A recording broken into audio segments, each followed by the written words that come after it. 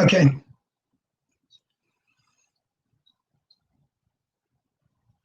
Hello, everybody. This is Greg Griffin, Pastor Greg Griffin. Good morning, good evening, good afternoon, wherever you may be at in the world. My name's Greg, and I'm an addict. Just want to let everybody know this is about the third week. I am going to be coming at you guys live every Wednesday evening at 6 p.m. Pacific time. And I hope to give little talks about different facets of recovery.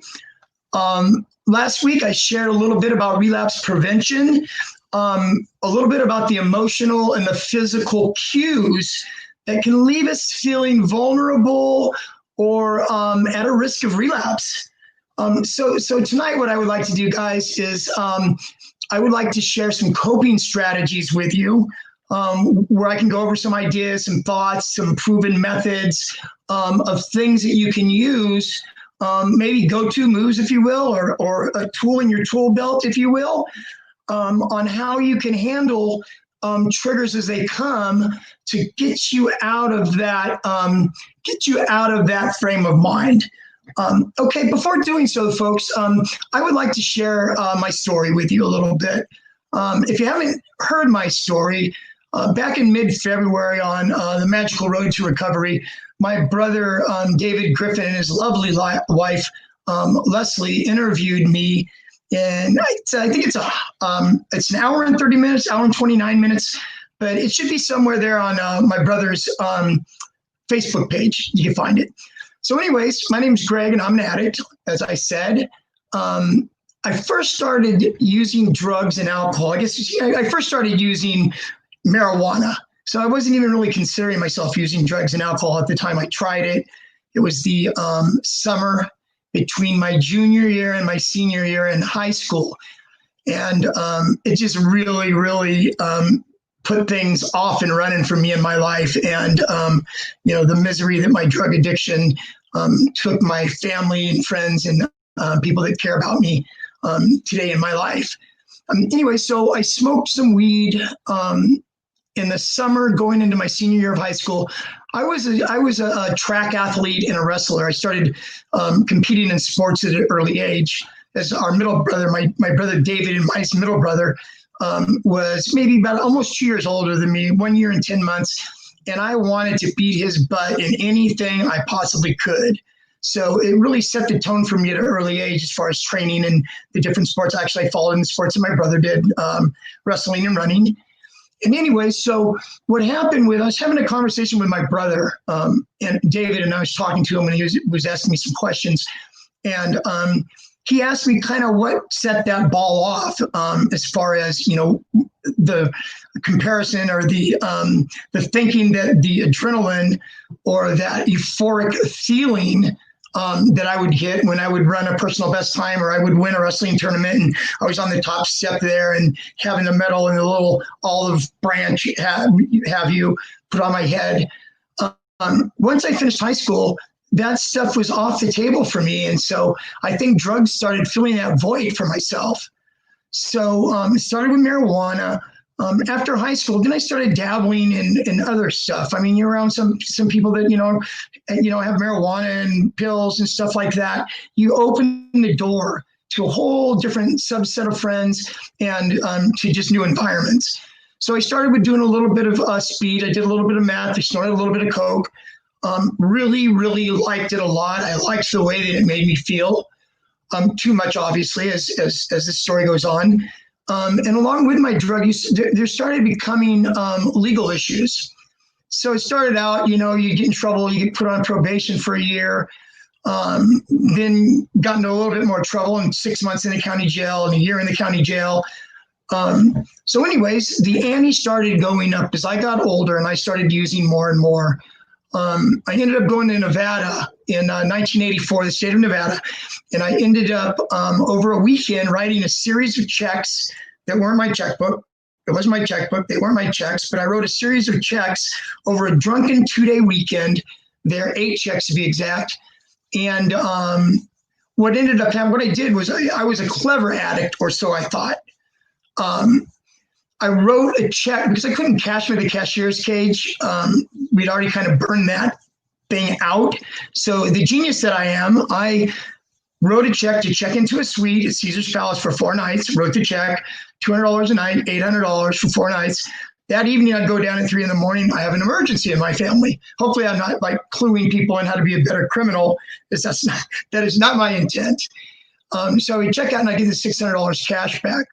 So anyways, as it had it, of course, I was drinking, gambling, and before I know it, the gig was up. Security surrounded me, arrested me. I went to Minden County Jail right outside of Lake Tahoe, and I did not know the seriousness or how much trouble I was in at the time. So anyways, once all the smoke cleared and I had these 8 checks, I met with the public defender and all that, and I had an arraignment of my court date and stuff. And the public defender said, well, Greg, he says they're offering to see if you'll plead guilty to 1 check. The thing is in the state of Nevada, each check that I wrote over that weekend, each check carried 1 to 10 years in the state penitentiary in Nevada. I pleaded guilty to 1 check and they ended up getting 5 years in the penitentiary. And that is really kind of the beginning of my criminal life there. You go in today's world. I work right now. I work in the drug and alcohol field. I have for the last 21 years. I'll get into that a little bit in a minute. But as time goes on, and you go to prison and you start hanging out with different people. You learn. As far as our justice system goes, in my opinion, there's just so much money being spent. Prisons are big business. Prisons are in business and they're big business. They make more money having you locked up there than the county would be spending or the state would be spending on you to go to drug treatment program, which is what should really actually be happening. So anyways, did that prison time, came back to California. I went into a drug program, stayed there 6 months. My brother David helped me get in from prison. Stayed there 6 months. I thought that I had a grip on things, but I didn't. So anyways, I got out of the program, had to go back and report to Nevada from the parole that I had. And when I went up there, never reported, and things just really got off and running. Living in Las Vegas, I loved it. I love the action. I like the excitement. Like I said earlier, I'm an adrenaline guy. And so everything, it was just perfect for me. So after a year and a half up in Nevada, a friend of mine who was a heroin addict, didn't really know too much about heroin or heroin addicts at the time, was introduced to heroin. And when I tried it for the first time, I could take it or leave it. It made me itchy. I remember it made me really itchy. And I threw up a lot too. And for some reason, I guess I liked the high or the feeling that the itchiness and the throwing up didn't bother me so much. Anyways, I dabbled with that for a couple months. And then before I know it, I was hanging out with my buddy that was the heroin addict and was with him for a period of about a week. And it didn't take me but a week before I got a heroin habit, which was the beginning of really my downward spiral in my life. While I was addicted to heroin, being a heroin addict is hard work. Where I work at today in a substance abuse program, heroin is still a pretty popular. Oxycontins, we call them oxys or roxycodones. Heroin are still a really rampant drug of choice around here. And the sad thing about it is I don't know if folks are aware or not or have been following what's been going on with opiates and heroin in the world. But now they are actually taking the heroin and they're cutting it with bits of fentanyl in it to make it stronger, to get people hooked. And what's happening is a lot of folks are overdosing and dying behind it. Before I looked into this, when I heard about the fentanyl, I was thinking, well, doesn't the fentanyl cost more or than heroin does?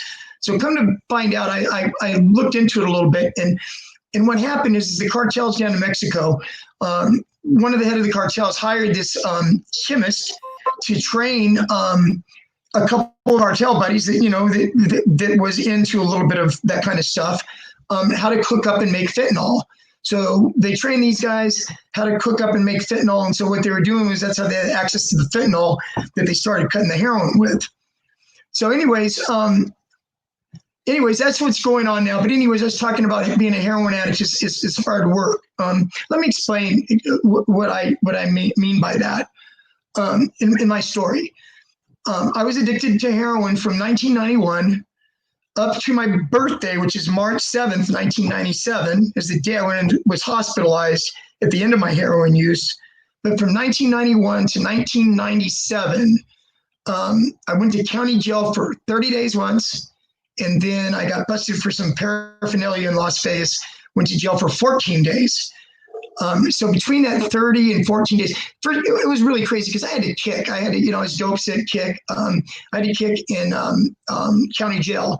It takes 3 or 4 days. You're really sick to your stomach, crawled in the fetal position, just, throwing up, diarrhea, just, it's not a good thing. So anyways, after I was in county jail for 30 days, first thing I would do is I go look up the dope man, I cop heroin, and boom, I'd be off and running again. So before with the exception of the 30 days and the 14 days, it's a total of 44 days in my life, in my heroin addiction, 6 years minus 44 days, I shot dope every single day, several times a day. Being a heroin addict, I would never go to bed at night unless I had I call it my wake up. What it really was, I also call it getting well. Because when you wake up in the morning after sleeping in the night, you wake up dope sick. And the only thing that's going to get you better is some heroin. And so anyways, besides those 44 days, I shot dope every day, several times a day. Didn't take care of any health, obviously. I'm talking a minute about my hospitalization and what my health was like and what it was like for me in my life back then. Anyway, so I tell the opiate addicts and heroin addicts that are currently in the program that I work in, I would tell them, if you could put in half of the amount of energy and focus on your recovery right now, 50%, you're going to make it. You go a long ways. Because being a heroin addict, it was just, as I said, every day, several times a day. So it was really, really hard. You really, really had to work hard at being a junkie, as funny as that might sound. So anyways, I went into the hospital in 1997. I want to give you guys a little bit of a backstory tonight. Told my story a couple months ago. I told you, I already directed you to where it could go, but I was just talking to my brother earlier. And, this might be your very, very first time meeting me, my very first time meeting you. Hope this becomes a relationship to where you can tune in every Wednesday night, 6 p.m. Pacific time. And hopefully I can give you a little bit of hope. I told my brother David and his lovely wife, Leslie, last Thanksgiving, they were over our house. My mom passed away almost a year ago, a couple more days, it'll be a year ago. And they were talking about, about the church and about, there's people out there that do need some help, that need some hope as far as, getting clean and sober and all that. And when they asked me to do it, it just really, really got my juices flowing. My brother was telling me, Greg, we have clients, we have people that are members in our church and stuff from all around the world, and I just thought it was a really, really cool thing. And so that's why I'm here talking to you right now, sharing my story with you. So anyways, I went into the hospital. I remember I had really bad pain in my chest. I thought it was my heart. Didn't go to the hospital for several days because I didn't want to go there and be dope sick. Not really realizing at the time with the medical condition I had, they were going to stabilize me. And they put me on methadone is what I was on when I was hospitalized. Anyways, and I was in the hospital for 2 months. My left lung was full of fluid. And during just the antibiotics and stuff they gave me in the hospital, didn't totally get rid of it. So they had to go in and they had to do surgery on me. They went in, they drained my lung. They had to go in. I remember I was reading the medical paperwork a few months back. I still have all the medical paperwork that I had. And it was describing the surgery. We had to go in and there was a fibrous peel on the inner lining of my lung that had trapped on the inside of my lung a cottage cheesy-like substance. I mean, isn't that enough to make you sick? So anyways, I went through that. surgery, and thank God, I have a family that loves me, mom and dad, that loved me and cared about me, that made the transition from when I was hospitalized to being able to have a bridge to where I could go back home here to California and get better.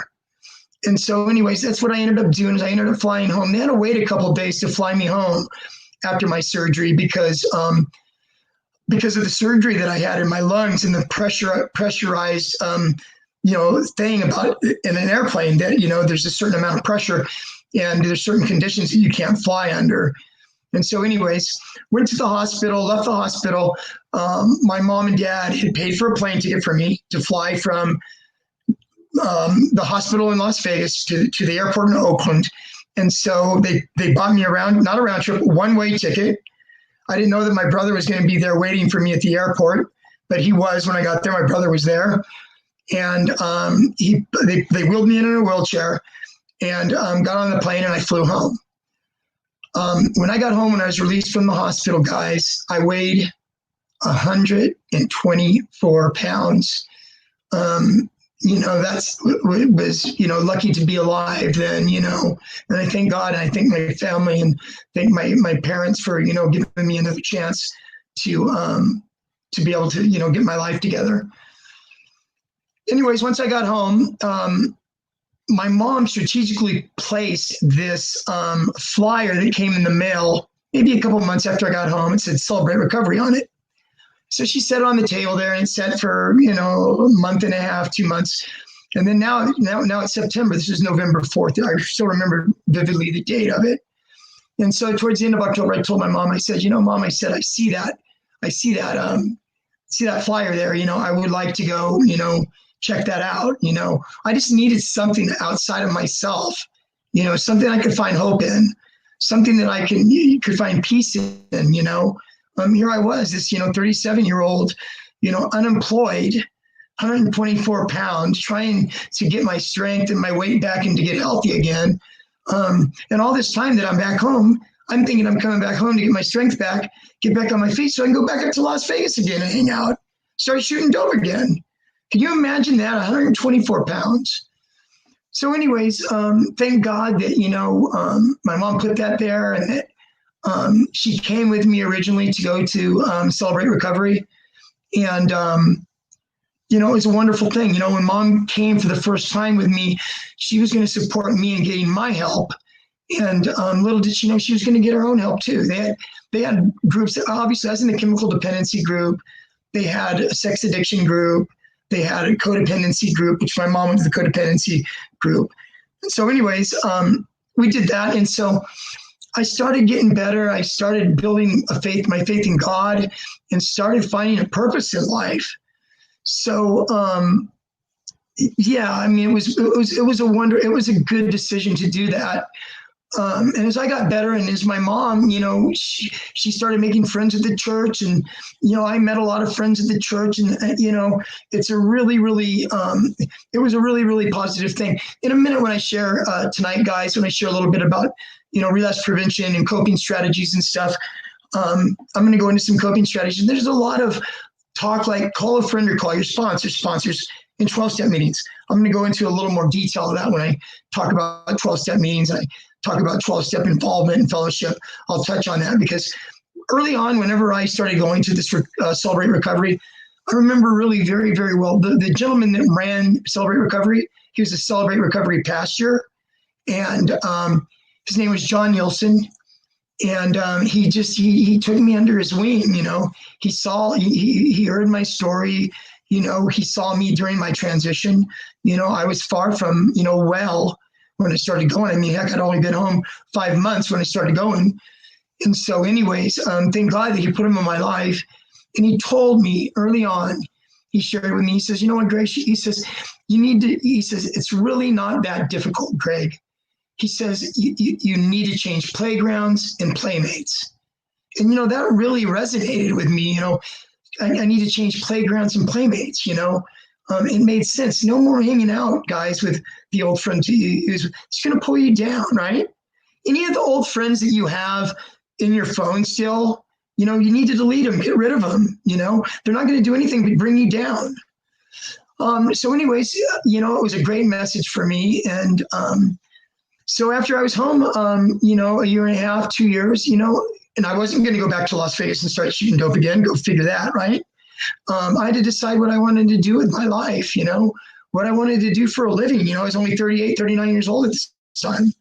So thank God, once again, mom and dad, you know, helped me out, you know, paid my way to school so I can get a career. And in 2000, I was certified as a drug and alcohol counselor. Started an internship in 1999 at the program that I currently work in. I've now worked there for 21 years. So God's been good to me in that respect. Okay, guys. So that's a little bit about, you know, my story. Well, but before I end my story for tonight, I just want to share, because this has really, really, really been on my heart a lot lately. In 9 more days, my mom, who I've just talked to you about going to celebrate recovery with, and you know, we shared a lot through that program, and you know, it opened her eyes, you know, to codependency and stuff, and it really opened my eyes too, you know, to a lot of things, you know. And 9 days. She died May 29th of last year. And now my dad, my father, he's we didn't know if he would make it a year, and here 9 more days, it'll be a year that he's made it. My mom and dad celebrated. My mom and dad's wedding anniversary is May 10th, and before my mom died, 19 days before my mom died last year, my mom and dad, she was in the hospital, but my dad was there. They got to celebrate their 65th wedding anniversary then, you know, with each other. So that was nice.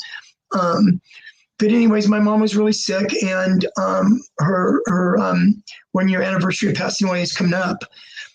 And you know, I just really, really remember my mom's last month on Earth here. She got rushed to the hospital in an ambulance. This was probably 3 weeks, a couple weeks before, maybe 3 weeks before she passed, early May. Me and my sister had to call an ambulance, and they came and picked her up at home and brought her to the hospital. And while she was in the ambulance, she had a heart attack. And when she was being wheeled into emergency, my sister was in the ambulance with my mom. And she had 2 more heart attacks. And the doctor told my sister at that point in time, he said, if there's family or friends, you need to notify him now, because, you know, mom was on her way out. Come to find out, my mom was a battler. She battled through a lot of stuff her last year in life. But anyway, she came back to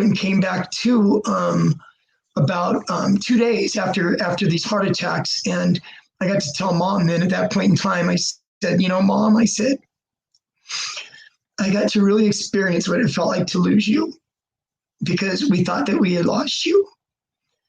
And I told her, I said, from this day forward, Mom, you are now my bonus mom. And so what that meant to me was I got to love on her. I got to love on her hard. I remember her last, you know, since that happened 2 or 3 weeks before she died, my mom loved massage. And, you know, I'm not a massage therapist by trade or anything, but I give a pretty mean massage. You could ask my sister that, she would say yes. But I was at the hospital every night, and I'd give my mom a shoulder and neck massage and upper back massage, you know. One night I missed my little girl, my not so little girl anymore, Lindsay. She graduated, I don't know, maybe a week or 2 before my mom passed. And so I didn't end up going to the hospital that night. And my sister was sure to remind me that next morning, Mom was wondering where you're at, because she wanted her massage. And so it was touching. Anyways, guys, that's my little bit of my story. Okay, so now I want to go into, let me see here. Now I want to go into relapse prevention. We're talking about relapse prevention. Last week I shared some triggers and stuff with you about what a trigger is and coping strategies. Let me give you a definition of a couple definitions of a relapse. A relapse is the act or instance of backsliding, worsening, or subsiding, or a reoccurrence of symptoms of a disease after a period of improvement. So basically, guys, it's like cancer, you know. Drug and alcohol use, we have found through time and studies and stuff, is a brain disease. So it's not unlike asthma. It's not unlike cancer. It's not unlike diabetes. It is a relapsable disease. So sometimes, does everybody relapse? No. Matter of fact, statistically, between 50 and 60 people, 50, 60% of folks that get into recovery, decide they don't want to use drugs and alcohol anymore, and go down that path of not using it again, 50 to 60 people experience relapse. Just a little statistic for you. Okay, so of relapse triggers, there's both emotional and physical triggers. So for emotional, let me just use this acronym for you. It's easy. If any of you know anything about recovery or AA, you'll recognize it's called HALT, HALT. It stands for don't ever get too hungry, don't ever get too angry, don't ever get too lonely, and don't ever get too tired. Okay, so I'm going to take each of those, just quick, brief thing about it. Don't get too hungry. So what does that mean? What that means is that when we're in our addiction, obviously, most of us, like 90% of us, I would venture to say, don't give a crap about our nutrition or about eating even. Go figure, right? How do you think I got down to 124 pounds? You know, there wasn't much eating going on here. I used to tell my friend that I was with, I would get up in the morning, I'd drink a 40, and then maybe I'd drink another 40 in the evening. And I say, well, it says on the bottle here, 40 ounces, 890 calories or something. You know, that's just how my sick mind was over that. So anyways, you know, what it's basically saying is we need to start paying attention to nutrition while we're in recovery. Don't ever get too angry. Now, this one right here, anger is probably the most biggest trigger and reason for relapse. You know, angry is just, it's just, you know, there could be healthy anger, and then there could be inappropriate anger.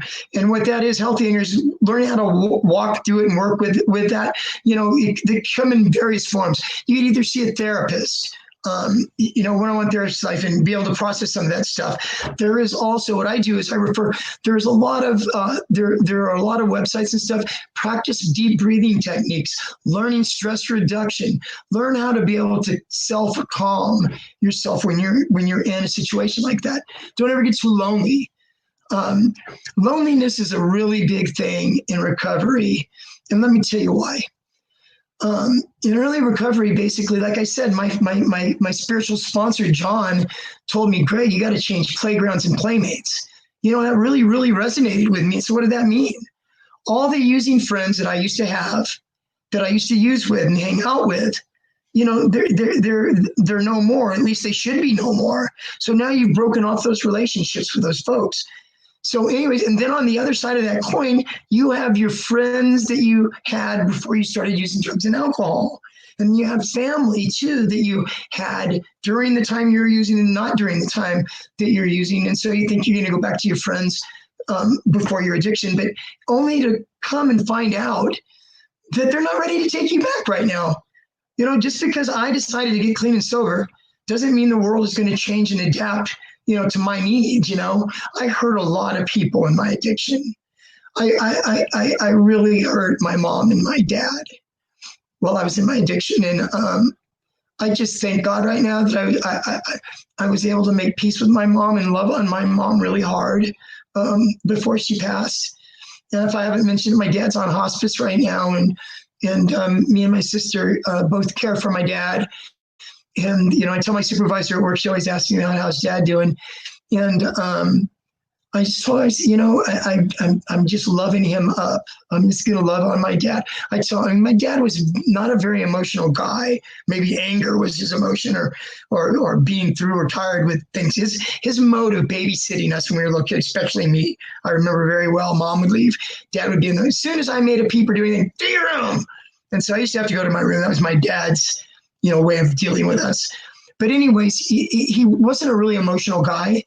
And so, you know, he's softening up a little bit now, but I make sure every night, and sometimes I don't get a response from him, but every single night before he goes to bed, I like to call it tucking him in bed, even though I don't literally tuck my dad in bed. But I always say, I love you, Dad. Is there anything I can do for you? I love you. And this, you know, and I told my supervisor and my sister too. Like I said, me and my sister care for my dad, you know. And, you know, guys, love on your parents. You know, love on your family. We get this COVID-19 thing going around, and it's not discriminating. We don't know how long we're going to be around, folks. We just don't. So love on your friends. Okay, let me get back to relapse prevention. So I was on lonely. Now let me go to the very last one. Don't get too tired. We no longer have any. I remember when I first got clean as an opiate addict, there was so many restless nights, so many nights that I got very, very little sleep. You try to take hot baths. You try to listen to music, soft music. We can no longer take the chemical sleep aids that we used to take. No more drinking ourselves to sleep, passing out. There's no more nodding myself to sleep with opiates. There's no more taking Xanax or Valium, because those are off the table now that you're in recovery. But if I could suggest, guys, something, we have melatonin, natural homeopathic medication. We have valerian. We have chamomile tea. So there's lots of stuff, guys. Go in there and Google the sleep, that you need to sleep. But can you take this natural? Google is your friend. Google is wonderful. So anyways, that's what I would suggest as far as that goes. As far as a trigger of not being able to go to sleep, to be able to, find some relief in that and just, check it out. Now I want to go to some physical triggers that we experience. And you know what, guys? It's really crazy because I'm going to share a little bit as I'm going through these physical triggers, a little bit about my own personal experience, and how, maybe just a blurb here or there about what it was like for me, if it's helpful that way. So music, okay, certain kinds of music comes on the radio, and, and it reminds you of, when you were drinking or using, or reminds you of a relationship you were in that was unhealthy. You turn the radio off or turn the channel. Also, guys, there's the smells. I remember when I first came home, just smells. Like, sometimes you'll go someplace and you'll smell baking, something that reminds you of grandma's baking when you were a kid. So anyway, smells. I live in the San Francisco Bay Area. And so we have a thing called BART, Bay Area Rapid Transit. And I go to Oakland. I'm a sports fan. So I go to Oakland A's games, Oakland Raiders games now, Las Vegas Raiders now, San Francisco Giants games. And we have a thing called BART. And so when I first got clean and came home and I started going to those games, anytime I would go into a BART bathroom, it would remind me of snorting cocaine, because that's what I used to do when I was in my addiction. I used to go in there, lock the door. There's only one person in there at a time, only one door, only one lock. And the only way somebody could get in there is if it was a station agent that, if you were in there for a half an hour. So you weren't going to get interrupted. But that smell of that bathroom made me go back and think about snorting cocaine again. Money is a big one.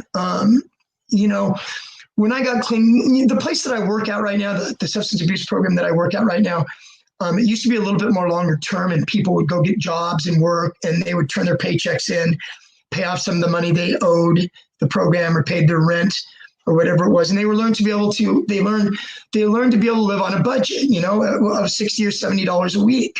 And they learned to do that, and they learned to be able to, set money aside. But anyways, money is a really big one. Having a paycheck that's $900 in cash and have $900 cash in your pocket is a huge trigger, guys. So what I did early on is I relinquished my control of my paychecks over to my father.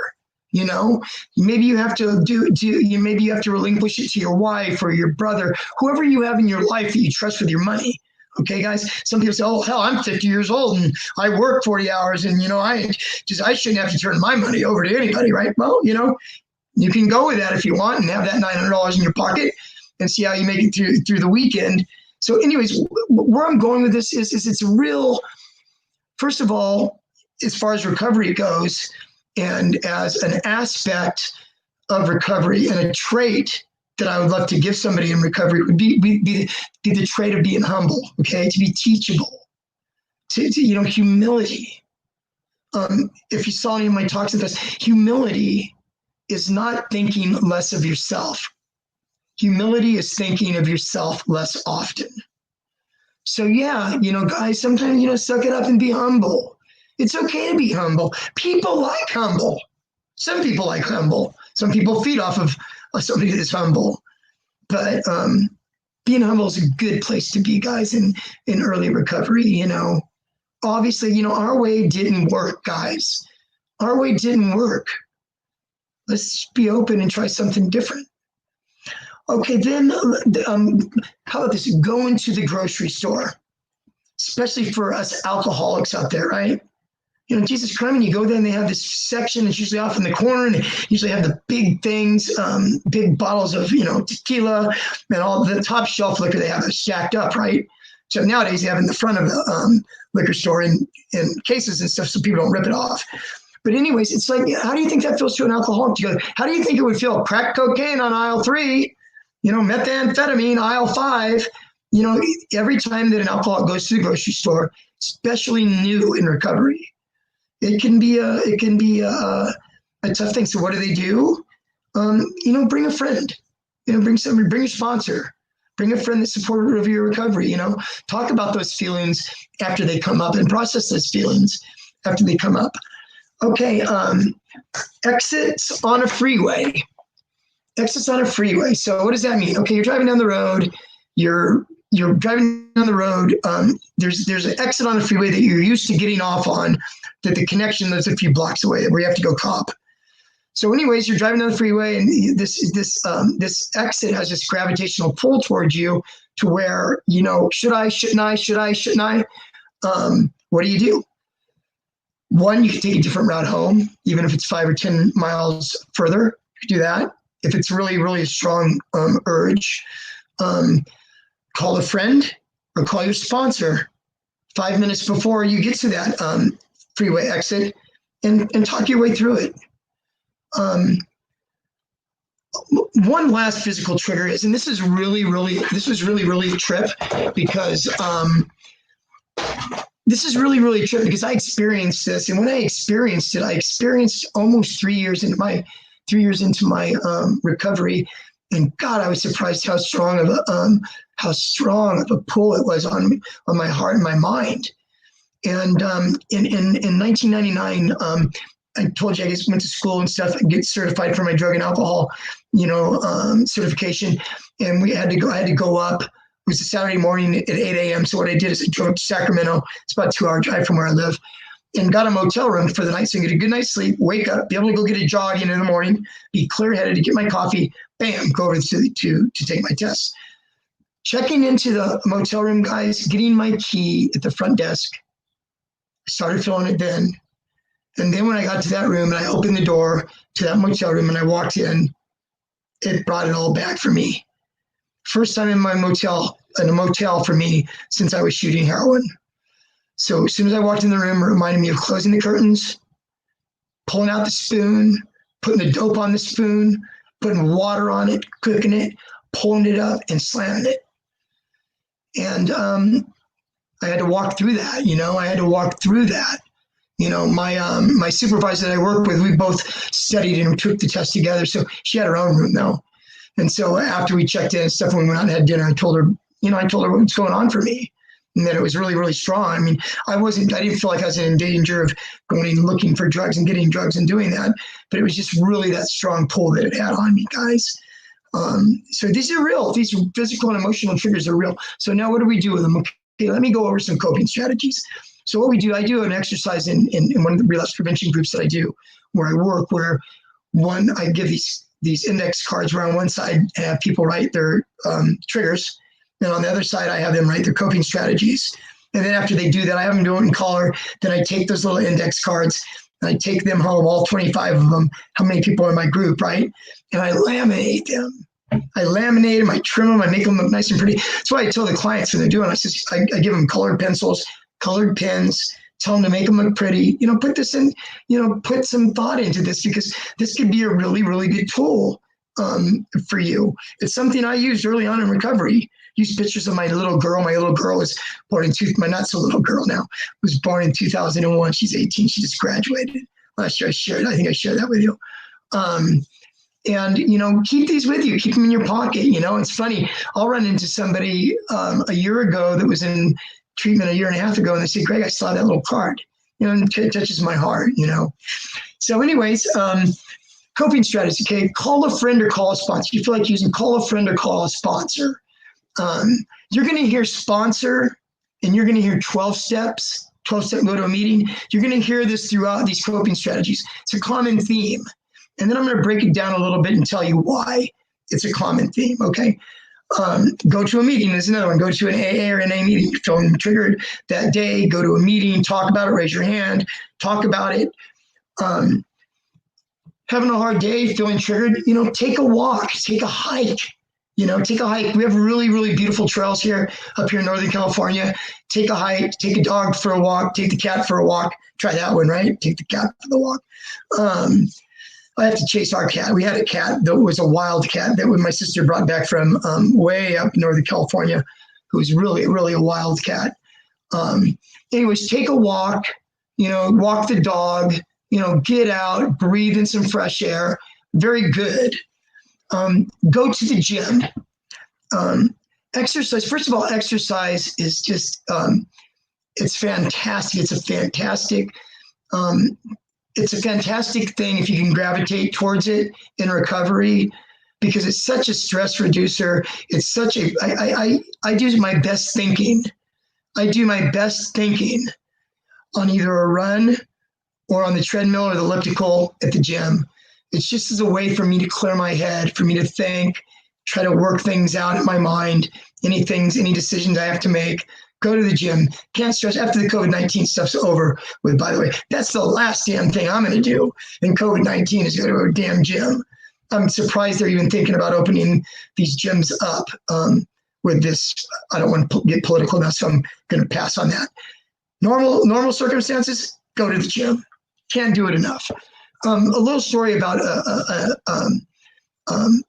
something that happened to me in early recovery. And this goes back to John Nielsen, my spiritual sponsor that I met in Celebrate Recovery. I experienced my very first death of a friend in 2002. And this is a little bit of story too. There's a little celebrity involved in this story. My dear friend, Frank Ward, died of a heart attack at 46 years old when I was working at the program that I'm currently working at now. And out of the blue. And I went to the movies with my dear mom that day. That was, 2002. We went and saw a boxing movie. Go figure when I go in the story here. Frank Ward was Andre Ward's father. Andre Ward was the gold medalist in the Athens Olympics in 2004 and undefeated middleweight, super middleweight, and light heavyweight champion of the world. Frank was his dad. And Andre was 18 years old at the time that happened. And Frank's goal for Andre was to always go to the Olympics. He said, son, the trainer wanted Andre to go pro because Andre had an undefeated amateur career, several years in a row, Golden Gloves champion. And so Frank would tell his son, I want you to go to the Olympic Games, win a gold medal. You can call your own shot and pave your own path. So anyways, Frank died. Andre's 18 years old. Andre stopped fighting.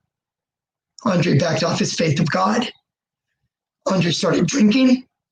Andre started hanging out with the wrong crowd. So this happens for a few months. Another athlete's named Napoleon Kaufman. He used to be a running back for the Oakland Raiders. He left pro football to become a pastor. He's a pastor here in the Bay Area. Napoleon Kaufman, Pastor Kaufman, got a hold of Andre, set Andre down and talked to Andre. And he said, son, I'm just worried that if you don't play this out and you don't give it your all to see if you can recognize the dreams that you shared with your father before your father died, I don't know if you'll ever be able to handle that if you don't do it.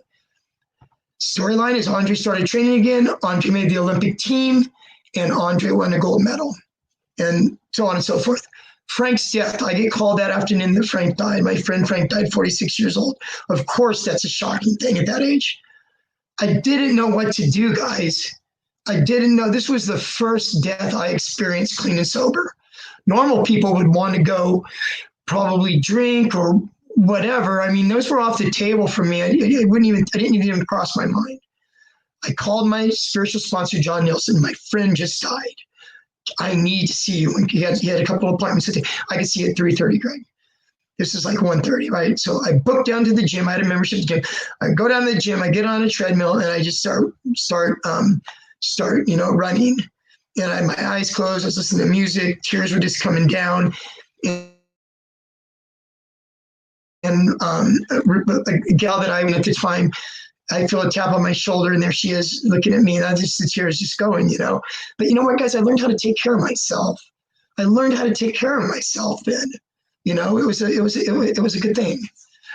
Okay, so last one for coping strategies I think I would like to say is, what do you do? What do you do for like weddings, birthday parties, different events that happen when you're in recovery, right?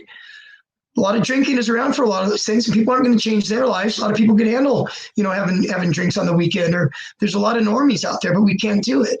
You know, going into it, you know, take a friend or take your sponsor, number one. If you feel shaky, you know, bring support with you there.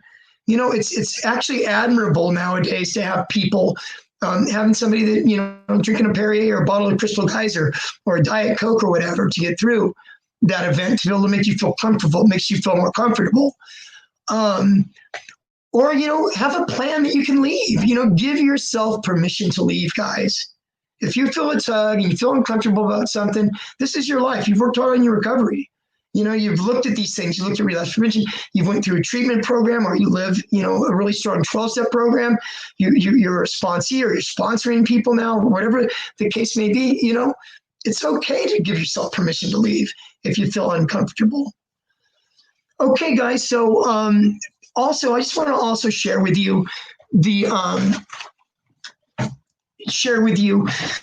as far, you know, we talked about anger, and we talked about different feelings, and we've talked about stress. You know, these things are products of life. You know, we all got cell phones. We live in a very fast communication world where people can get a hold of us. We're pulled this way, we're pulled that way. You know, as far as exercising and stuff, because there's also, Google is your friend. You know, there is a couple places that I know of that mindful.org. There's a couple different places, you know, Google mindfulness, breathing techniques, different places. They're free, guys. Go in there and learn, you know, breathing techniques. I went to mindful.org today, and right when you go in there, they have a little button. It's a 5-minute relaxation meditation button, and you sit down, get yourself grounded, relax, and hit the button, and it will walk you through 5 minutes of, you know, just stress reduction, meditation. You know, it's really good. Okay, I told you. Wrapping up the end of the night, I want to talk a little bit about 12-step meetings and about sponsors and what that means, and why do I mention it so much. Like I told you, my spiritual sponsor says, Craig, you got to change playgrounds and playmates. You know what, guys and gals, that's easier said than done. You know, making a whole new support network. And when the 12-step programs of NA and AA are a lifestyle. The steps it's a lifestyle program. It is a replacement of friends and acquaintances, or wherever a relationship brings you. You know, you go to a meeting. You know what I recommend first for anybody that's new in recovery, that's just finishing treatment, or hasn't been to treatment, or wants to stop using, and doesn't have to go to treatment to stop using, but could stop using with the fellowship of AA and NA. If I could give you one trait, one quality, if I could give you one tool, one resource for your recovery tool belt, I would give you the gift of AA and NA. Why is that? You meet people, you start community building, guys. You get a sponsor. How do you get a sponsor? You go to a meeting, you raise your hand, say, I'm brand new. I'm new at this, and I need a sponsor. And somebody will come up to you after the meeting and talk to you. Or sometimes they have sponsorship meetings where the meeting will start out, and the secretary will say, it's a sponsorship meeting, and they'll have the people that are in recovery raise their hands that are able to sponsor. Men for men, women for women will raise their hands on who they get sponsored, and you go up and you talk to them afterward. Why is it important? First of all, the first couple of weeks of early recovery, it's a lot of emotions. You know, you need somebody to maybe call and talk to help you get through these tough times. You know, a good sponsor will take you and put you under their wing, and they will introduce you around to all their friends. Look for somebody that's got a couple, 2, 3, 4, 5 years of recovery under the belt. Somebody that's currently working the steps themselves that can explain the steps to you. I'll have another talk here down the road on the 12 steps of Narcotics Anonymous or Alcoholics Anonymous, and I'll break them down for you in a way that that you can relate to, or direct you in a place that you can learn more about those steps. They'll put you under the ring. They'll introduce you around to the people they know. Now you're building a network. What I really recommend is the beauty about NA and AA is after a meeting, there's lots of stuff that happens outside of the meeting. There's lots of stuff that happens outside of actually working the 12 steps. Fellowship is wonderful for them where you're making these new connections. You go out for dessert after AA is 1 hour, NA is an hour and a half. Go to an NA meeting, starts at 7:30, you're done by 9. People go out and have dessert around the corner at the coffee shop afterwards. You're sitting at a table with these guys. You see this one guy over here. This one guy has been, he owns his own glass company. This guy over here works at Starbucks. This person over here is a lawyer. Addiction does not discriminate, guys and gals. It doesn't discriminate. We come from all walks of life. And you sit there and you ask the guy, you ask the guy that works at Starbucks that's got 7 years clean, what was it like your first couple of weeks in recovery? How was it? How did you sleep? How did you work? What did you do on your step 4? Do you remember how to kind of give me some suggestions about doing step 4? And so you get to pick these guys' brains and stuff, guys, and it's a beautiful thing. It's a wonderful thing. Also to mention that they have in 12-step meetings and stuff, they have clean and sober softball leagues. They have clean and sober dances. They have bowling leagues. They have all kinds of fun stuff, guys. So anyways, I would love for you to try going to a 12-step meeting, and I would love for you to share it with me down the road at another talk that I give. You write something in the comments. I would really appreciate it. There's a comment here in the comments section. I'm going to read it real quick. This is wonderful. I love that. I really, really appreciate that. It's sent by unknown, but I really, really appreciate. That comment. Okay, guys. I guess I will end tonight's meeting now. Thank you so much. If you stayed and you've listened to this, if you've listened to my talk tonight at all, I really, really, truly, I really hope that it was helpful for you. Like I said, I will be here Wednesday, 6 p.m. Pacific time, guys, every week. Okay. I would love to see you come back, and take care until next week, guys. God bless.